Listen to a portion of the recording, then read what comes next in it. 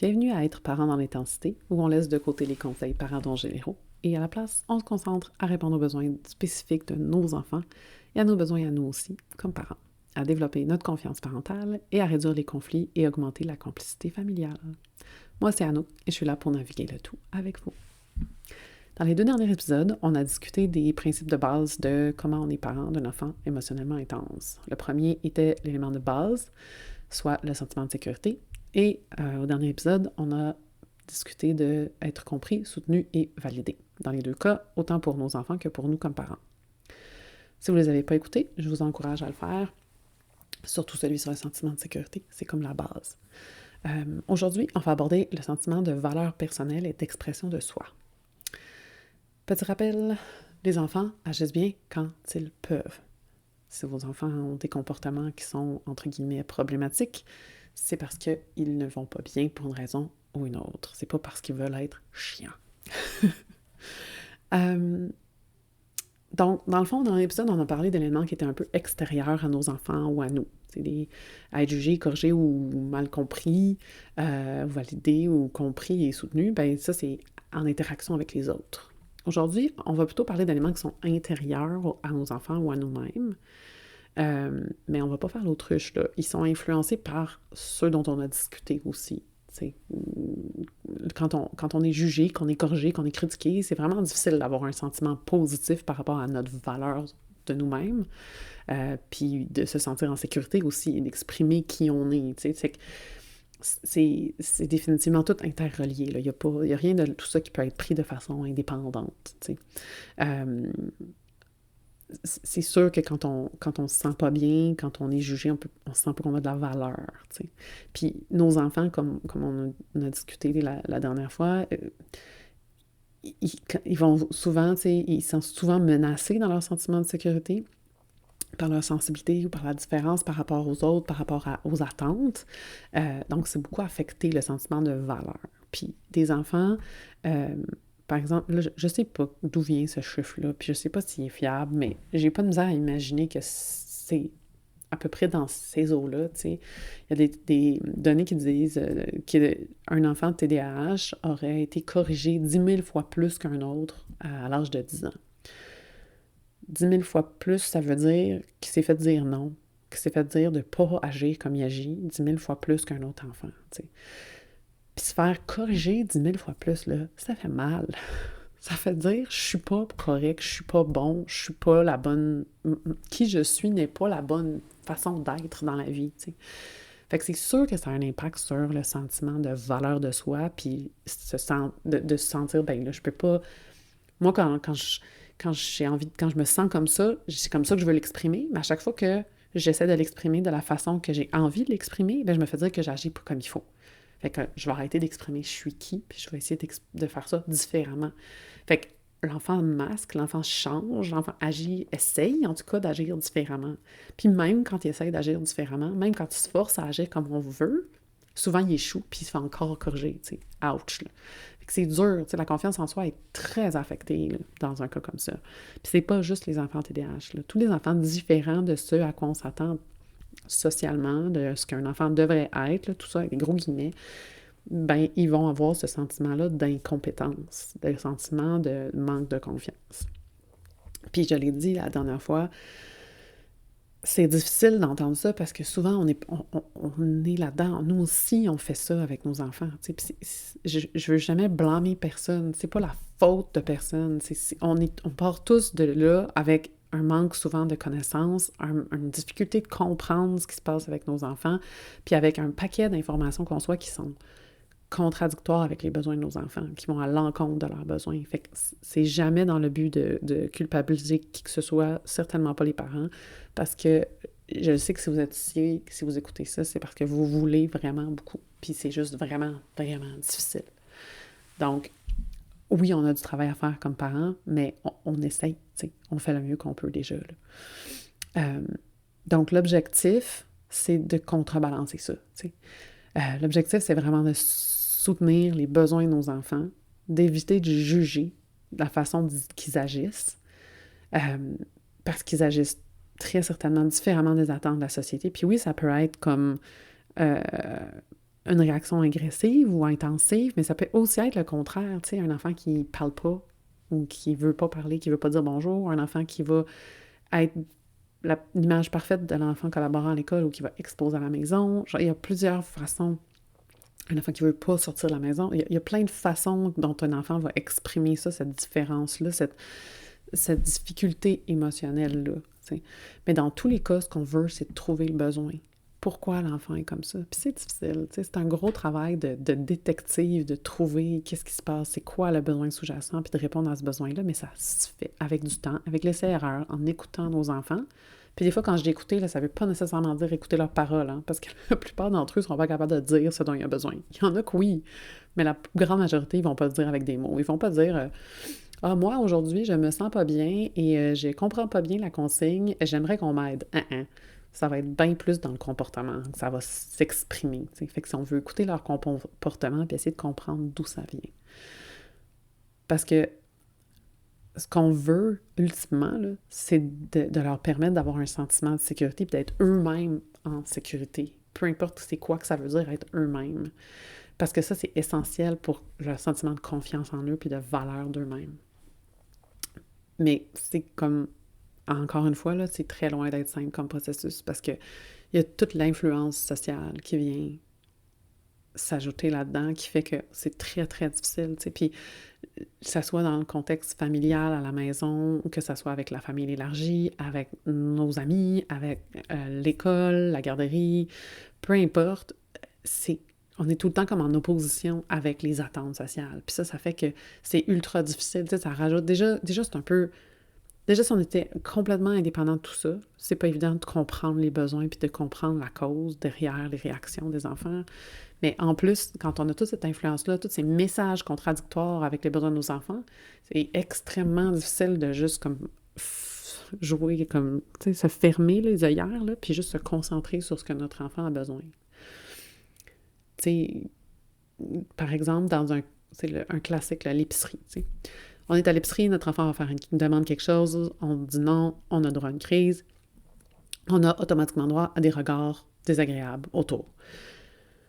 C'est tellement facile, puis on a tous fait ça, puis on va tous le faire encore, de se laisser envahir par les regards des autres. Parce que ça, c'est ça aussi. T'sais. Nous, comme parents, on vit les mêmes choses, là, puis on a les mêmes besoins. T'sais.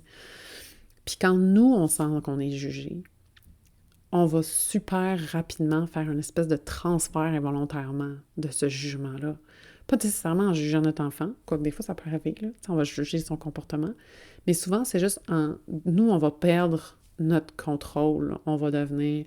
Puis là, plutôt que de répondre aux besoins de notre enfant, parce qu'on le sait c'est quoi qu'il a besoin en fait, notre enfant dans ce moment-là, au lieu de répondre aux besoins, on va rapidement changer pour agir de la façon dont on sait que les gens autour auraient besoin qu'on agisse pour eux, pas pour notre enfant.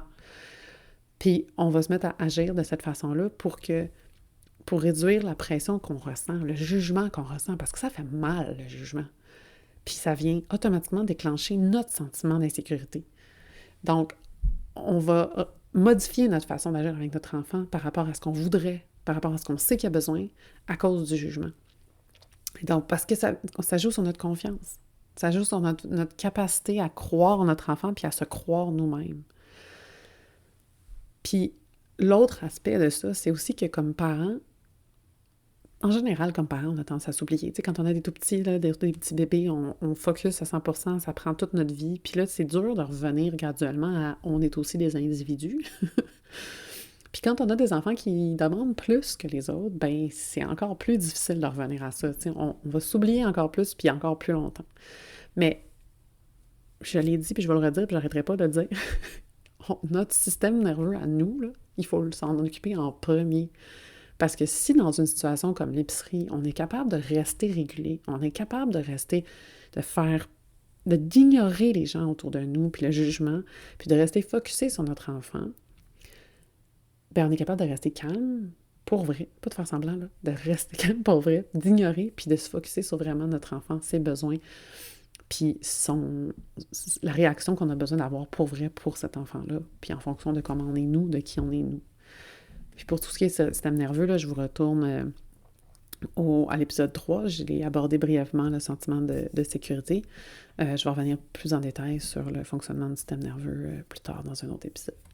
Mais définitivement, penser à soi, être quelqu'un, avoir le droit d'être un adulte, l'adulte qu'on a envie d'être, le parent qu'on a envie d'être, puis gérer nos deuils aussi, tu sais, le deuil des choses qui sont différentes là, dans notre quotidien par rapport à d'autres parents. Tu sais, moi, je suis à mon troisième, là, puis aller à l'épicerie, là, c'est pas ah ben je vais aller à l'épicerie. Non, non, c'est jamais ça. C'est toujours un pensez-y à 3 fois, évaluer mon niveau d'énergie, le niveau d'énergie de ma plus jeune. Est-ce que je vais vraiment aller à l'épicerie aujourd'hui? Quand est-ce que je vais aller à l'épicerie aujourd'hui? J'ai-tu l'énergie d'aller à l'épicerie avec mon enfant? Parce que c'est un défi aller à l'épicerie. Et puis, ça se pourrait qu'il y a des jours où est-ce que je vais me passer de ce dont j'aurais eu besoin parce que c'est too much. Donc, c'est pas comme... Il y a des choses comme ça qui sont pas simples, tu sais. Il y a des choses qui sont faciles pour d'autres parents. À partir d'un certain âge, tu y penses plus à 3 fois. Euh, oui, avec un petit enfant de 2 ans, tu y penses à 3 fois pour tout le monde, aller à l'épicerie. Mais à partir d'un certain âge, tu y penses plus. Puis ben nous, souvent, il faut y penser pareil. Puis c'est comme un exemple, puis je vais revenir là-dessus, là, les deuils qu'on fait dans les situations dans lesquelles on est, il y en a plein. Puis il faut se laisser la place pour le faire aussi, tu sais. Ça fait partie de tout ça, puis d'avoir l'espace d'exprimer ces deuils-là. Fait que, tu sais, tout ça, ça va jouer sur le sentiment qu'on a de valeur. Parce que quand on a l'impression qu'on vit une vie différente de ce qu'on aurait voulu, puis qu'on se le fait dire tout le temps, c'est vraiment difficile d'avoir l'impression qu'on est, tu sais, qui on est, puis de pouvoir avoir confiance. Puis aussi se sentir utile. Tu sais, pour les enfants, ça c'est comme l'autre aspect du sentiment de valeur. Pour les enfants, c'est plus difficile. Parce que souvent, ils peuvent pas faire ce que d'autres enfants du même âge feraient ou ça à quoi on s'attend d'eux autres. Puis ils peuvent avoir un sentiment d'incompétence aussi en lien avec comme à quoi je sers comme enfant dans ma famille, dans ma maison, dans ma dynamique familiale. Fait que les accompagner à trouver des choses qui peuvent leur rendre qui sont utiles. Tu sais, ça se pourrait que, là, que votre enfant, vous soyez obligé de mettre ses souliers à l'âge de 8 ans. Là. C'est dur en maudit de comprendre ça puis de se sentir qu'on est compétent puis utile quand notre cousin de 6 ans aide à vider le lave-vaisselle. Genre, c'est niaiseux, là, mais ça peut avoir un impact, tu sais. Mais il y a moyen de trouver une autre façon différente pour que les enfants contribuent. Puis là, ça va être vraiment variable d'un enfant à un autre. De quoi, c'est quoi les capacités de cet enfant-là? C'est quoi les forces de cet enfant-là? Peut-être que votre enfant, là, sa force, c'est de faire des cartes de fête. Il peut faire un dessin de la mort ou même écrire des super beaux mots dans les cartes de fête. Mais vider la vaisselle, là, c'est une guerre à tout instant. Ben, on laisse faire la lave-vaisselle, mais on fait des cartes de fête à la place. Il n'y a comme pas de bonne solution. C'est une façon de contribuer aussi. T'sais. Puis, donner du sens pour nous, là, c'est aussi un élément super important dans le sentiment qu'on a de la valeur. On a l'impression de contribuer, surtout si notre vie professionnelle a été impactée par la situation familiale. Il y a souvent encore plus une perte de sentiment de compétence et de valeur. Puis même si c'est un choix, tu sais, même si on a décidé de rester à la maison, par exemple, ou de travailler à temps partiel, ou de travailler autonome, peu importe, il y a un choix puis pas un choix là-dedans. Tu sais, aussi une certaine obligation. Puis même quand c'est un choix complet, il peut y avoir un sentiment de perte de compétences, tu sais, parce que surtout si on a fait des études, par exemple, pour travailler dans un emploi particulier, puis que là, ben, on les utilise pas, nos études, ou... puis tu sais, la société va toujours... C'est quoi la question que les gens posent en premier, tu sais? Qui on est, qu'est-ce qu'on fait, là? C'est interrelié, là. Puis quand on peut pas dire qu'on est tel emploi, puis hop, tout à coup, on a perdu notre valeur socialement, tu sais. Fait que tout ça, ça joue aussi sur la valeur. Puis le fait qu'on ait des situations un peu familiales plus différentes, bien, ça va jouer sur notre sentiment de compétence puis de valeur. Puis, en continuant avec le dernier épisode, je vous encourage,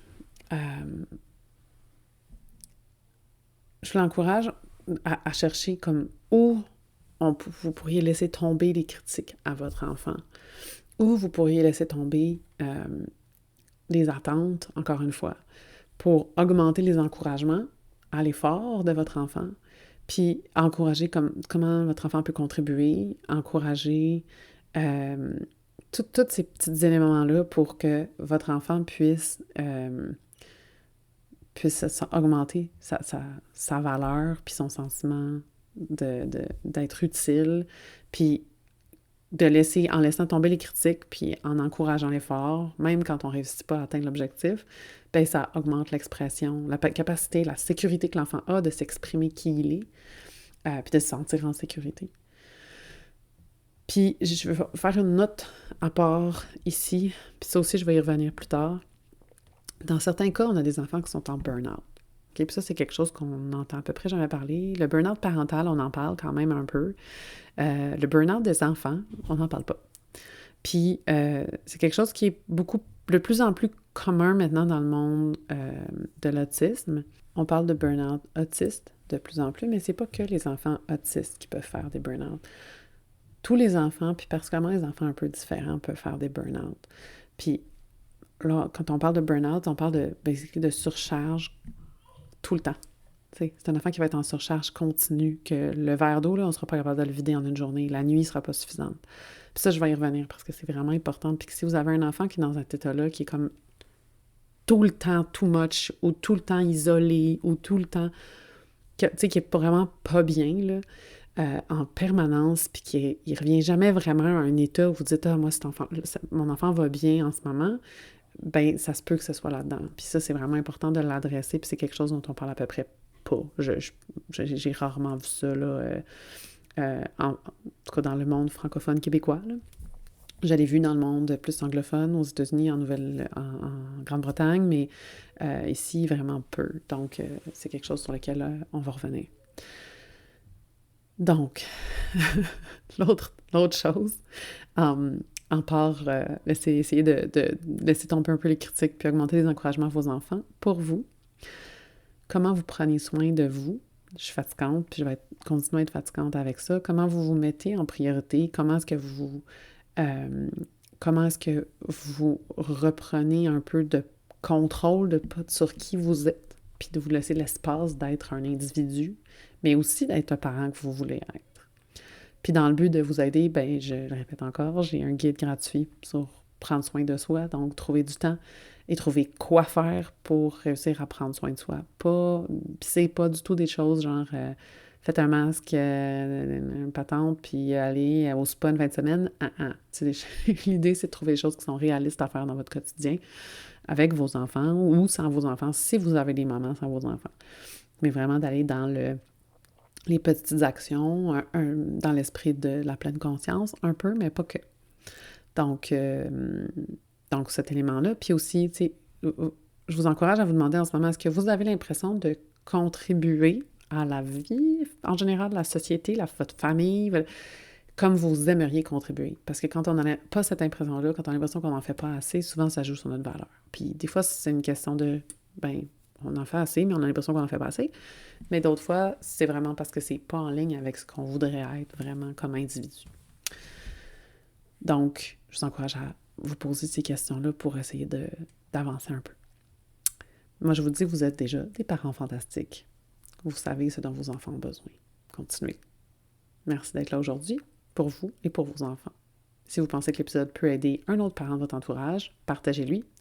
Vous allez l'aider et lui dire « Je pense à toi et je te comprends ». Puis on le sait, on se sent souvent seul. Ça fait toujours du bien. Si vous avez besoin d'autres informations, soutien, vous pouvez consulter les ressources sur mon site internet à l'adresse mamanfamille, maman au pluriel, famille au singulier.ca. Je suis là pour vous, pour que vous puissiez être là pour vos enfants.